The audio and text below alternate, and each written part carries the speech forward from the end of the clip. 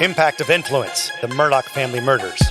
This is the unfolding story of a powerful South Carolina family, the mysterious deaths they are linked to, and our quest to bring you the truth. Hello, friend. Love that you're here with us. Always so grateful that you decided to spend time with us. Matt Harris, Seton Tucker. Hello, Seton. Hello. Where would they find us? You can find us on Facebook at Murdaugh Podcast or our website, which is murdaughpodcast.com. And we have another case that we're working on. Hopefully, fingers crossed, we'll have an episode out by the end of this week. Which leads us to our guest today. Introduce her, Seton. We are very excited to have Jen Wood with FITSNews on with us. So, Jen, tell us a little bit about FITSNews and your role with them. So FITSNews is an independent news agency based out of Columbia, South Carolina.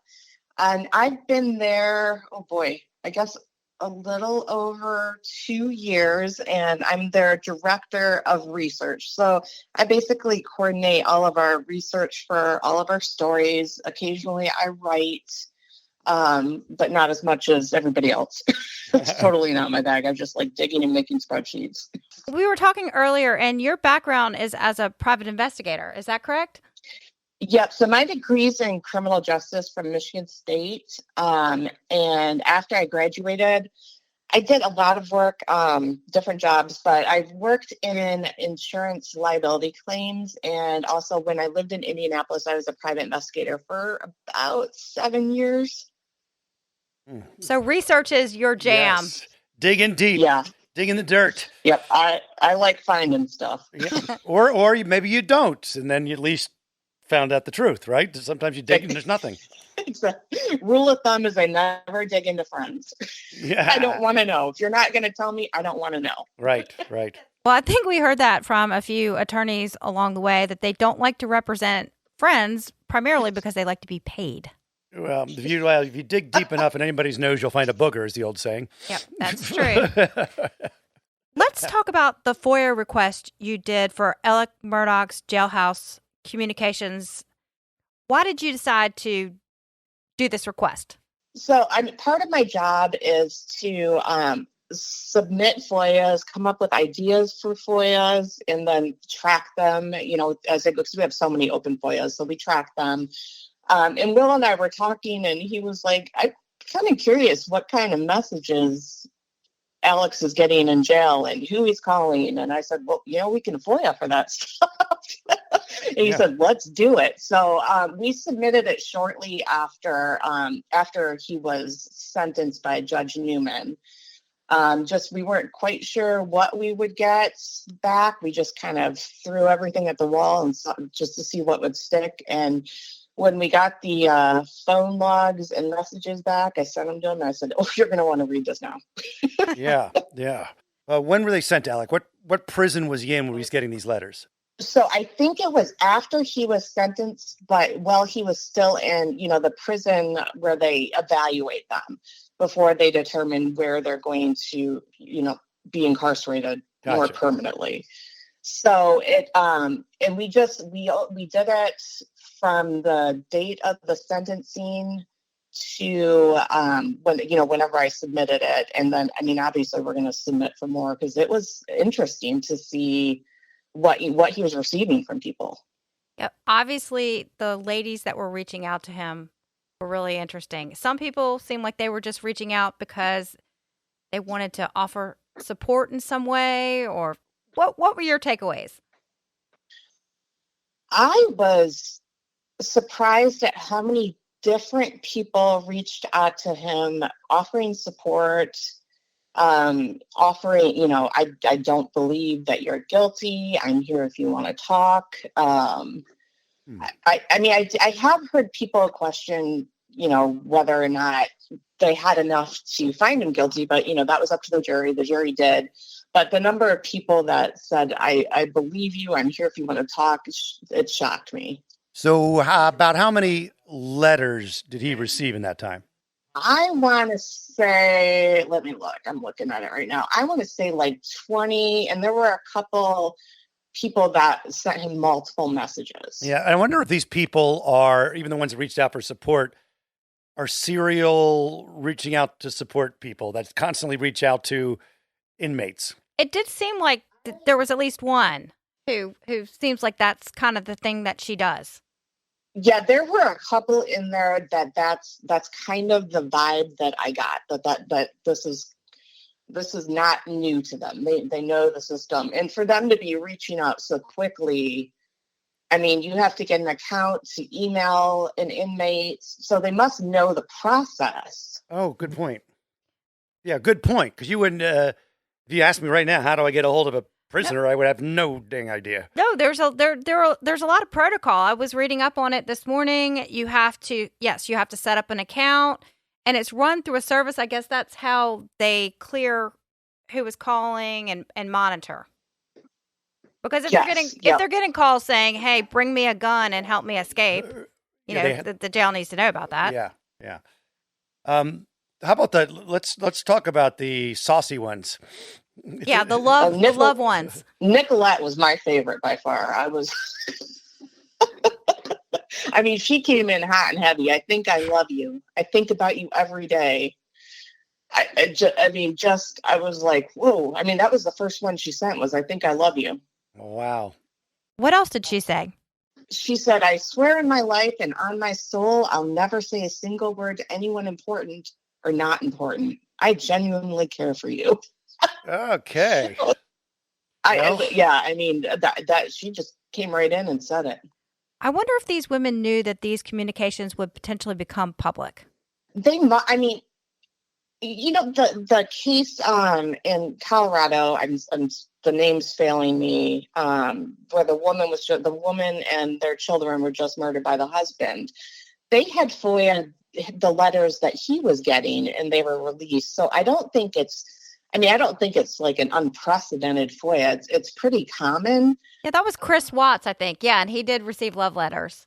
I don't think it's uncommon, and I think in some way they must know that all of the stuff is public record. When you're in love, the heart says what it wants to say without thinking about that possibility. Exactly. I've seen some people online bothered by the release of these messages, saying that, they feel that this information is private and that even incarcerated people have a basic right to privacy. I know when the phone calls were released, before the trial with family members and Alec, we didn't, play any of them on our show because we felt like maybe it was an invasion of privacy. This feels a little different to me just because it's post-conviction and it's not actual phone calls or messages. But did you receive any backlash on that, Jen? Obviously you get the backlash on social media no matter what you do. But, this, I think post-conviction is a lot different than the phone calls and the recordings, which honestly, I'm still surprised that they were released. I mean, to me, they were interesting. They were definitely very informative, but I'm still surprised that those were released via FOIA. But these to me seem a little more, he's in prison, he's convicted. Attorney-client communications are still privileged because I know they're working on an appeal, but to me, these are public record, and there's really nothing in there that, you don't see communications from his family. I don't know if that's because they're not communicating with them, but to me, there was nothing in there questionable. It was just more interesting. I guess the only thing would be that, like, this woman who says she loves Alec may have some sort of mental issue, and now it's out there, and people could go at her about it. That's would be the side, I guess. Yeah, that could be absolutely something, but there's no identifying information. Oh, there's not? On any of these. No, just their names. You don't even get their last names unless they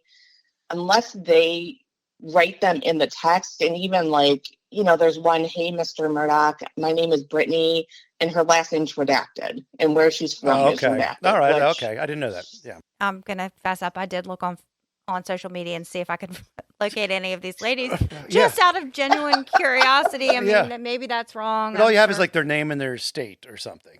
Yeah. Their name, their state, and their last initial, the first letter of their last names. Gotcha. I did look up Lacey. Was it Lacey K? I tried to find Yes. her. If you're listening, Lacey K, we'd love to talk to you and just hear a little bit about your motivation to talk. And when we had Jay Bender on our podcast in the past, he felt like the jailhouse tapes were fair game. He thinks everything should be available to the public. Yeah, I mean, I understood the backlash that we got on those. I mean, I can always see both sides of, I can see both points of view on that. But, as a media organization, our goal is to get information and release it.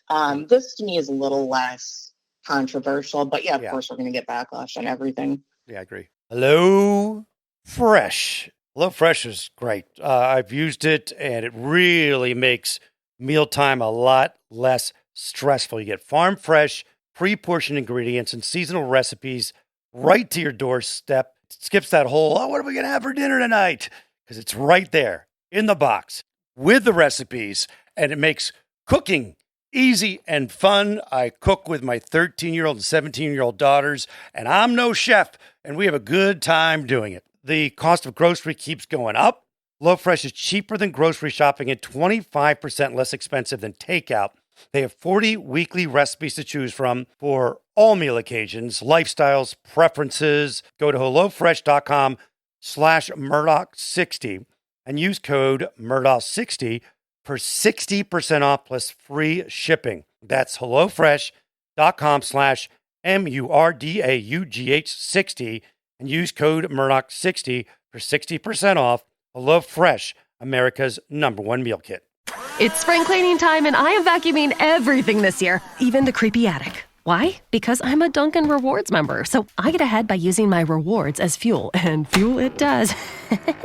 And now you can get ahead too. Dunkin' Rewards members get a $3 medium cold brew every day all month long, like the new caramel chocolate cold brew. Not a member? Join on the Dunkin' app. Dunkin' Rewards. Save them, stack them, use them how you want. America runs on Dunkin'. Limit 1 per member per day. Additional charges and terms may apply. Participation may vary. Limited time offer. At Progressive, we know how much you love your recreational vehicles, so we decided to record this commercial in an RV. With a family on vacation. Mom, who are these people? Oh, that's Flo and Jamie. They're recording a commercial, sweetie. Don't they do that in the studio? Normally. No. But we wanted to feature a family who bundled their home and RV and saved with Progressive. Yeah, it looks like you're all out of chips. Okay, I think we'll just drop you off at the next gas station. Bundle your home and other vehicles with Progressive. Progressive Casualty Insurance Company, affiliates, and other insurers. Discount not available in all states or situations. Well, it's been reported that Alec has been relocated to the McCormick Correctional Institute. That was reported, I think, by the New York Post and maybe Law and Crime. And this appears to be kind of a dangerous place. I mean, in 2020, there was an inmate who was stabbed. In 2017, there were some riots where there were inmates on top of the roof. Do you plan on doing more requests for these type of records? Oh, yeah, absolutely. Yeah, I think it's fascinating, and I think people were really interested in it. I'm sure other outlets will start doing it too, which I totally fine. But yeah, I think we'll probably keep checking those, at least, periodically to see, what he's getting, what people are sending him if they die off after, because he isn't responding that I can tell. I believe Alec's attorney, Jim Griffin, issued a statement. Matt, what did that say? Jim Griffin said he has no girlfriend in prison, out of prison, anywhere. He's received messages, letters, and a lot of support. To my knowledge, he's not responded to any of them. He's also received unsolicited contributions to his canteen account. Yes, I would be interested to see who's put money on his canteen for him now. His purchases on his canteen was another interesting FOIA. That was great FOIA. I thought it was fascinating. Yeah, it is. It does feel a little bit voyeuristic, but it was nonetheless interesting. Oh, Dwayne wants to know what he bought. So when he was in jail, he bought, I remember he bought the hot beef sticks. He really liked those. The ramen noodles are a big thing. Oh, yeah. You can buy clothing, extra sets of clothing. He bought that. there was some kind of like chip mix they really only make them for prison, that he bought a lot of those. I mean, it was basic stuff, but it was just interesting to see what he was spending that money on. You know, when we interviewed Jim Griffin, he said that Alec really had not seen his family members since he was incarcerated in the fall. I wonder what the visitation is like in the McCormick facility. Do you have any idea?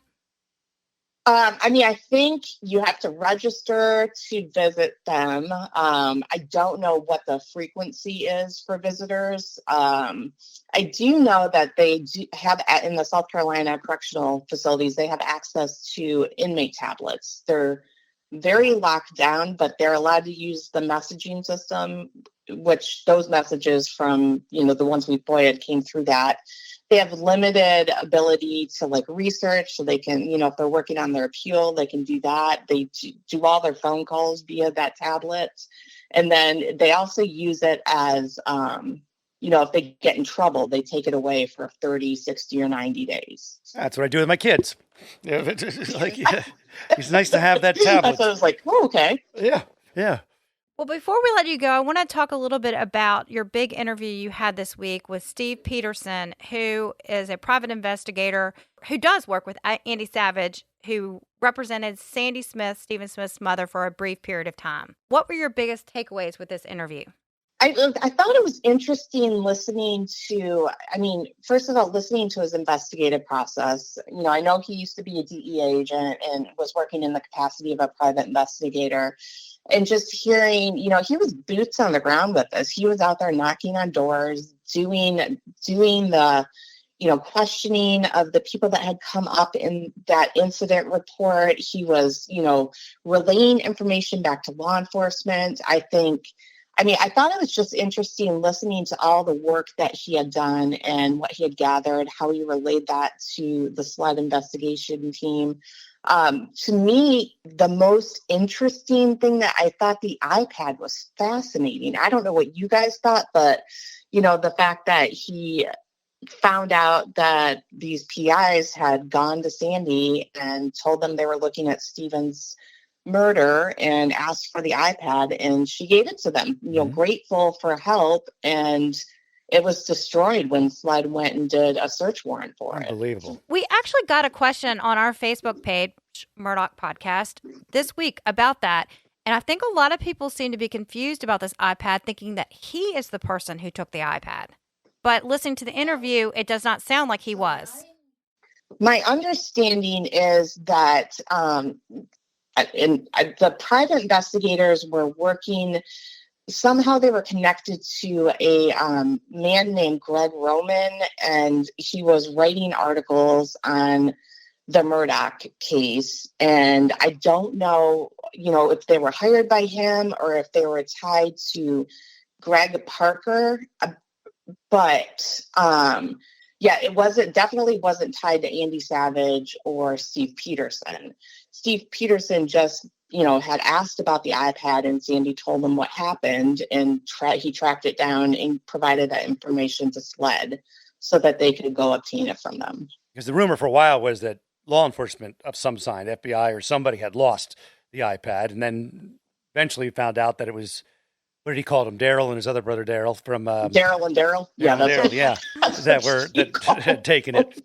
But they, I was on Nancy Grace with Eric Bland, and Eric Bland did confirm that SLED does have the iPad, and they are working on getting the information off of it. Okay. They also have Stephen's phone, and that was successfully opened, and they were able to download all of the information off of that. Well, we've learned from the Murdaugh thing, try the birth date. Yeah, that's a good way. Because if Paul's phone took forever to open, they didn't think, maybe I should try his birthday.